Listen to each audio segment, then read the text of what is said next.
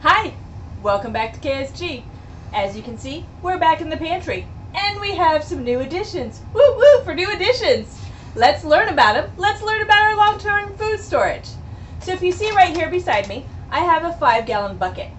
What a 5-gallon bucket is really good for is for taking your individual packs and putting them in here.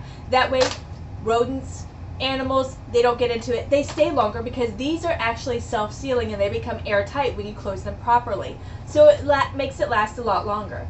Another way you could do that is actually by putting these in an MRE, which we will discuss in another video. Not an MRE, a Mylar bag. Woohoo! I do know what I'm talking about, really, I promise. But if you put them in a Mylar bag and seal them, it also helps them last longer. So that's our 5-gallon bucket. Here on my other side, I have my 2-gallon bucket. Now the reason I really like these, when I was growing up, my mom and dad kept 5-gallon buckets of flour and sugar. That, when you're a kid and you're taking this upstairs to haul it up to fill your container that you have upstairs in your living space, man, it weighs a ton! And you're a little kid trying to hold this 5-gallon bucket. No thanks. So, now we have our 2-gallon buckets. Makes it a lot more convenient to be able to haul around and to keep full to fill up for upstairs. Now, if you want another 5-gallon bucket to fill off this, that's fine, depending how big your family is and how much you cook. We're a family of 6. Right now, I don't bake that much because no one's around. They're all teenagers. Whatever. But when they were little, it would have been a different story. Okay? Also, if you look around, we have these number 10 cans.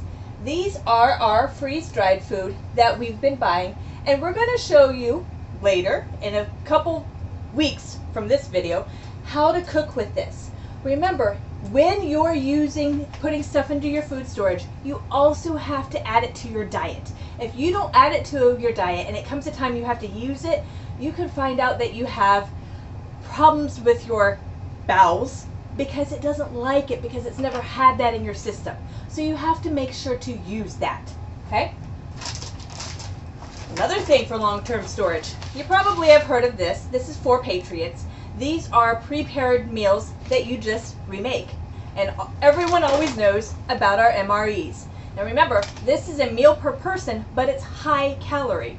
And it's not one meal for day. So it's going to fill you up and give you the energy to do whatever you're doing, but you're going to have more.